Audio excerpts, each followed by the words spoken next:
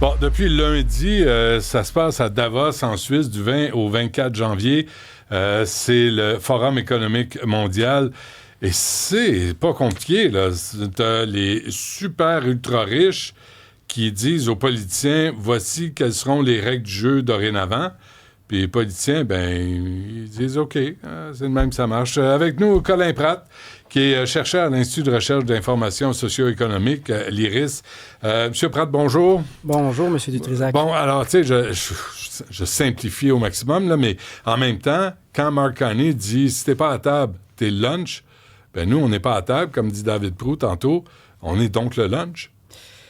Le Forum économique mondial à Davos, il faut voir ça comme une espèce de gros 5 à 7 dans les Alpes suisses et les VIP qui peuvent prétendre à participer à ça, il faut essentiellement que tu sois soit chef d'État, soit chef d'entreprise. Fait que si tu te demandais, Benoît, pourquoi tu n'as pas reçu ton invitation, c'est pas parce qu'elle s'est perdue dans la boîte aux lettres, malheureusement.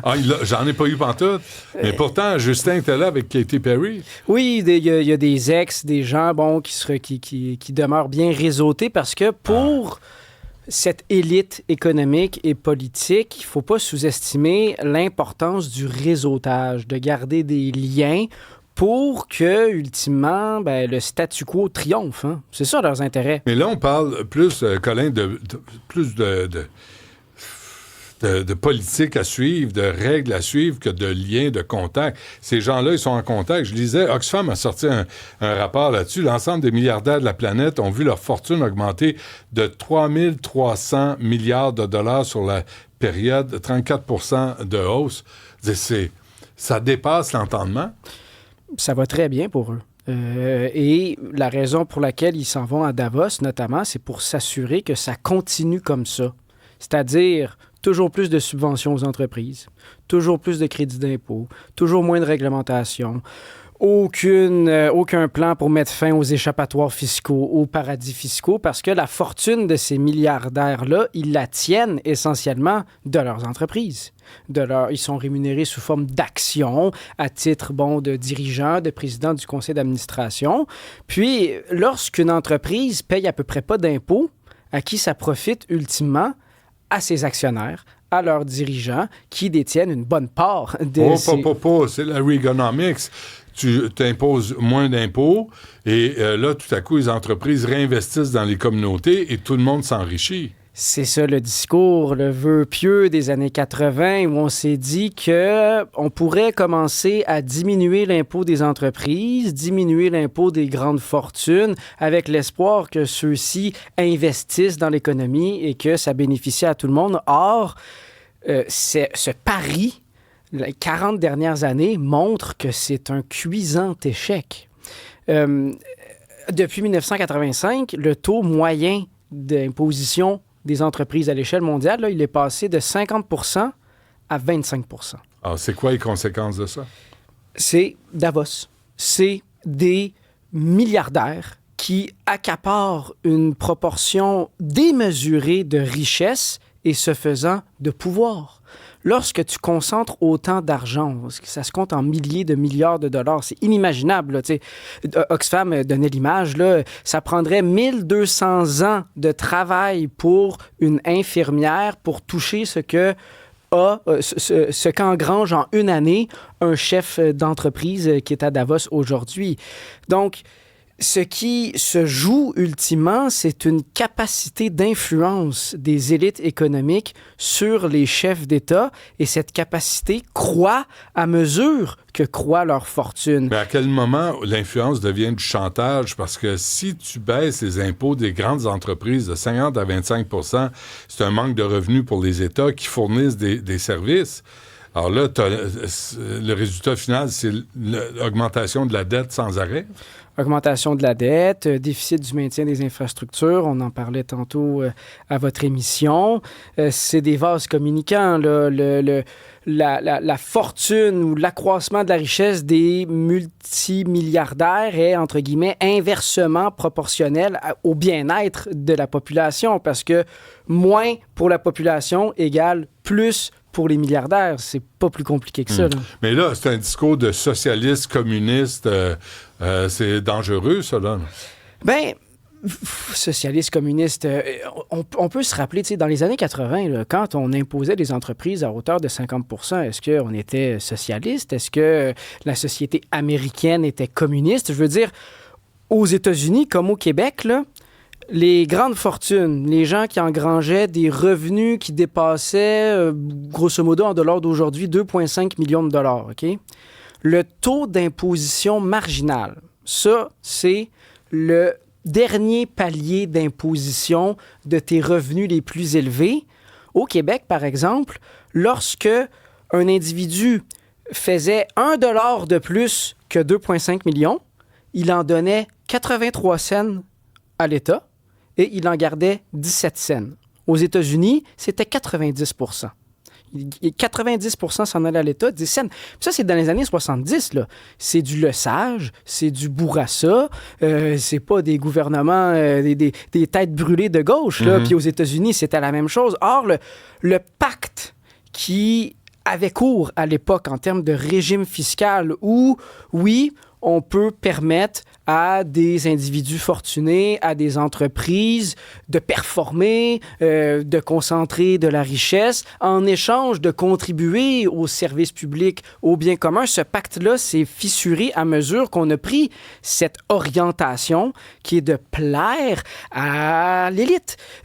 Aujourd'hui, là, et quand on pense à Davos, on pense à cette capacité qu'ont les plus riches de la société d'influencer le pouvoir politique, mais avec le cas de Trump puis des États-Unis, c'est plus seulement une capacité des ultra-riches à influencer le pouvoir politique, mais c'est désormais, il y a un saut qualitatif, c'est désormais une capacité des ultra-riches à devenir l'État.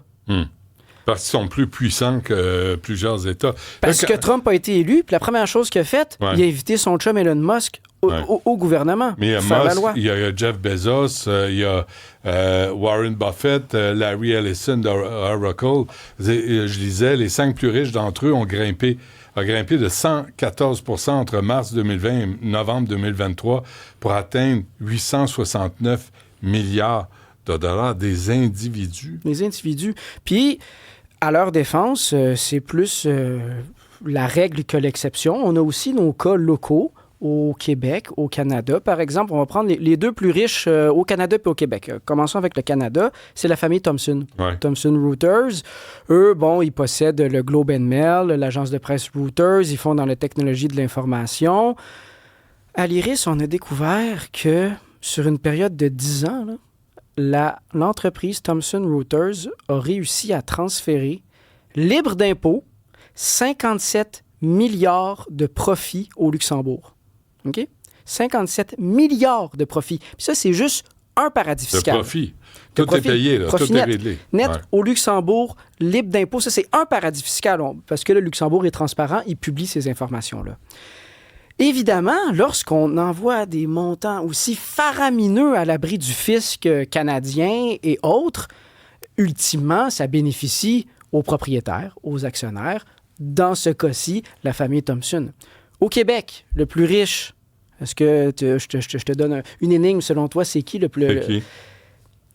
Alain Bouchard de Couche-Tard. Ben oui.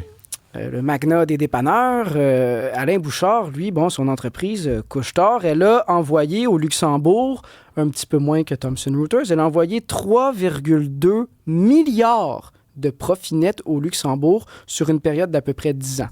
Net, libre d'impôts. Alain Bouchard possède des actions de Couche-Tard. Évidemment que lorsqu'une entreprise ne paie pas sa juste part d'impôts, ça bénéficie d'abord et avant tout à leurs actionnaires de rechef, les fondateurs. Mais Alain Bouchard, devant ses dépanneurs, là, ses Couche-Tard, il veut que la route soit refaite.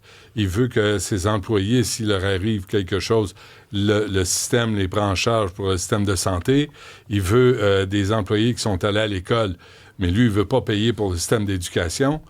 Ça, c'est ça qu'ils font, dans le fond. Là. Ils font juste pomper l'air et le sang des sociétés dans lesquelles ils vivent. C'est ça le pacte qui s'est fissuré à compter des années 80. Le pacte où on acceptait de vivre dans une société capitaliste avec des entreprises, qui investissaient, qui dépensaient, qui créaient des emplois, etc., mais en retour payaient leur juste part. Or, à compter des années 80, à la faveur de cycles électoraux favorables à ces chefs de d'entreprise. Ronald Reagan qui a tout changé là, sur cette façon de faire. Qui a tout changé. Puis aujourd'hui, c'est devenu la norme. Je veux dire, on est gouverné par un banquier à Ottawa. Aux États-Unis, c'est un magnat de l'immobilier. En France, c'est Emmanuel Macron, aussi un banquier. Bref, on s'en sort pas quand la classe qui nous gouverne puis qui dispose des leviers législatifs pour mettre fin à cette injustice sans nom dont tout le monde souffre, ils ne le font pas parce que ça les concerne eux d'abord. Faudrait que tu reviennes, Colin Pratt, qu'on se parle des liens entre Mark Carney et Brookfield et des décisions qu'il prend à titre de premier ministre du Canada, les investissements qu'il fait avec notre argent qui vont bénéficier. L'argent qu'il envoie à l'Ukraine, là, 2,5 milliards, c'est parce que Brookfield a un département pour reconstruire des maisons et des quartiers. Tout ça, c'est lié. Alors, Carney est là, puis il est applaudi par tout le monde, mais moi, je veux savoir c'est quoi les liens entre lui et Brookfield et comment Brookfield va profiter de sa présence comme premier ministre où il envoie des subventions avec notre argent.